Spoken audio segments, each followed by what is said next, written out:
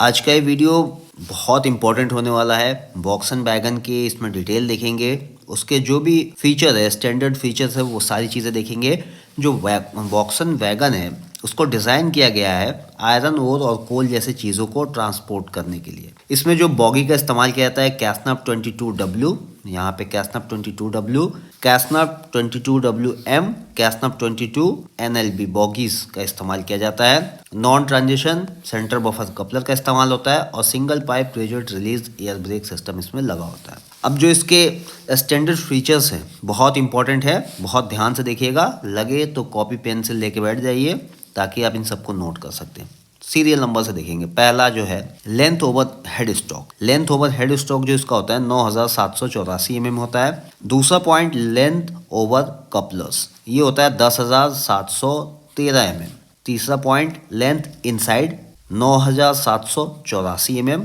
चौथा पॉइंट है width inside width overall 2950 mm होता है इनसाइड का, और ओवरऑल देखें तो 3200 mm ओवरऑल होता है। पांचवा पॉइंट हाइट इनसाइड और height maximum from rail level. तो हाइट इनसाइड 1950 mm होता है और height maximum from rail level 3233 mm होता है। Point number 6 boggy centre. Boggy centre कितना होता है इसका 6524 mm, यानी दोनों बॉगी के बीच का जो सेंटर होता है, जो दूरी होती है 6524 mm होती है। पॉइंट नंबर 7 जर्नल लेंथ और डाया। जो जर्नल होता है उसका लेंथ 144 mm और डाया 278 mm होता है। जर्नल वो हिस्सा होता है जिसके ऊपर बेरिंग फिट होता है। एक्सल का वो पार्ट जिसके ऊपर बेरिंग लगता है वो जर्नल कहलाता है। तो जर्नल का यहाँ पे जो लेंथ है 144 mm है और जो डाया है 278 mm है। पॉइंट 8 जर्नल सेंटर, यानी दो जर्नल के बीच का जो सेंटर है 2260 mm होता है। Point number 9 wheel dia on tread new worn. तो नया व्हील का साइज 1000 mm होता है और 906 यहाँ पे कंडमिंग साइज होता है। 906 के बाद से हम इसको यूज नहीं करते हैं। Point number 10 height of CBC from rail level 1105 mm। देखिए हाइट ऑफ सीबीसी, ये मैक्सिमम हाइट ऑफ सीबीसी है रेल लेवल रेल लाइन से। Maximum height of CBC empty position में 1105 mm होता है और मिनिमम एमटी पोजीशन में 1090 होता है, और लोड में मिनिमम पोजीशन होता है बफर हाइट का या सीबीसी हाइट का, वो होता है 1030 mm। तो यहाँ पे है height of CBC from rail line, तो ये 1105 mm हो जाएगा। अगर यही पूछा जाता है कि एमटी में मिनिमम कितना हाइट होता है सीबीसी का रेल लाइन से 1090, और लोड में मिनिमम सीबीसी हाइट कितना होता है 1030 mm। Point number 11 CG from rail level MT में, यानी CG centre of gravity from rail line MT में 1.016। और point number 12 CG from rail line loaded condition में centre of gravity rail line से 1.974। अब देखिए इसमें बहुत ये गहराई से सारे डाटा को लिया गया है, तो जो लगे कि आपके इस्तेमाल क्या है उस चीज़ को आप नोट कर लीजिएगा।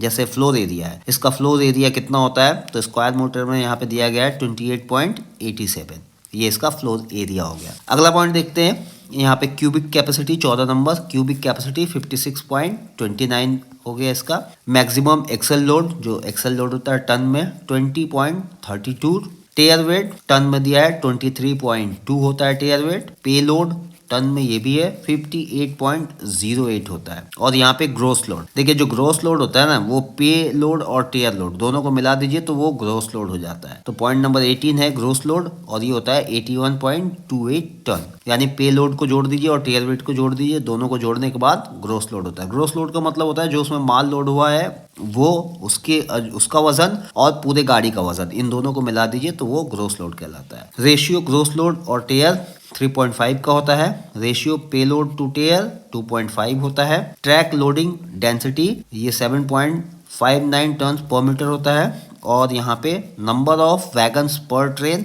58 होता है, प्लस एक ब्रेक मैन भी होता है। ब्रेकिंग सिस्टम जो है वो एयर ब्रेक सिस्टम होता है। जो इसका कपलर इस्तेमाल होता है सीबीसी कपलर होता है, और जो बेरिंग होता है वो होता है सीटीआरबी कार्टेड टेपर रोलर बेरिंग का इस्तेमाल होता है। मैक्सिमम स्पीड लोडेड और एम्प्टी में, लोड में 75 kmph का होता है, जबकि जो एम्प्टी होता है खाली होता है उसमें 80 kmph का इसका स्पीड होता है। व्हील बेस की बात की जाए तो यहाँ पे जो व्हील बेस होता है कैसनप का वो 2000 प्लस माइनस 5 mm होता है। 2000 प्लस माइनस 5 mm का व्हील बेस होता है। और अगर व्हील गेज की बात की जाए, देखिए व्हील बेस क्या होता है, दो व्हील के बीच की दूरी जो होती है व्हील बेस, यहाँ पे जैसे ये दो व्हील बना है, इनके बीच का जो दूरी होता है वो व्हील बेस होता है। व्हील गेज क्या होता है, व्हील गेज एक ही एक्सल पे लगे हुए दोनों व्हील डिस्क के अंदर की दूरी व्हील गेज कहलाता है। तो इसका व्हील गेज जो है वो होता है 1600 प्लस 2 और -1। व्हील गेज 1600 प्लस 2 और यहाँ पे -1 होता है। अब अगर हम बॉक्सन वैगन का ब्रेक सिलेंडर प्रेशर देखें कि बॉक्सन वैगन का ब्रेक सिलेंडर प्रेशर कितना होता है, तो देखिए बॉक्सन वैगन का जो ब्रेक सिलेंडर प्रेशर होता है वो अगर हम लोड की बात करें तो लोड में 3.8 kg पर सेंटीमीटर स्क्वायर होता है, ये होता है लोड में। और एमटी में 2.2 प्लस माइनस 0.25 kg पर सेंटीमीटर स्क्वायर होता है, ये होता है एमटी के अंदर।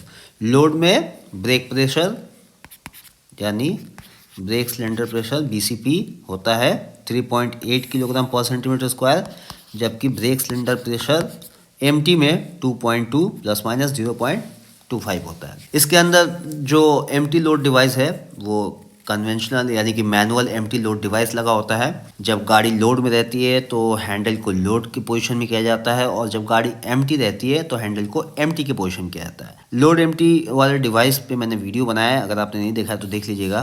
कुछ इस तरह का एक बॉक्स होता है और ये दो पार्ट में डिवाइडेड होता है। एक तरफ जो है यहाँ पे ब्लैक कलर होता है, ये ब्लैक कलर का हिस्सा होता है, और जो दूसरा है ये येलो कलर का हिस्सा होता है। बीच में एक हैंडल लगा होता है, एक लीवर लगा होता है, और ये अगर गाड़ी एम्प्टी है तो ये लीवर येलो की तरफ रहेगा, और अगर गाड़ी लोड है तो ये लीवर ब्लैक की तरफ रहेगा। तो ये एम्प्टी लोड डिवाइस है, और जब गाड़ी लोड रहती है तो बहुत इम्पॉर्टेंट है कि ये हैंडल लोड की तरफ ही रहे, और जब गाड़ी खाली है तो ये हैंडल एम्प्टी की तरफ ही रहे। और अगर ऐसा नहीं होता है तब क्या होगा, अगर गाड़ी लोड है और एम्प्टी लोड डिवाइस का हैंडल खाली एम्प्टी की तरफ है तो जब ब्रेक लगेगा तो उस दौरान ब्रेक पावर जो होगा वो पुअर होगा, कमज़ोर होगा, पूरी ताकत से ब्रेक नहीं लगेगी, क्योंकि हमने ब्रेकिंग सिस्टम को ये बता कर रखा है कि भैया गाड़ी खाली है, क्योंकि हैंडल हमने खाली पोजीशन पे लगा कर रखा है।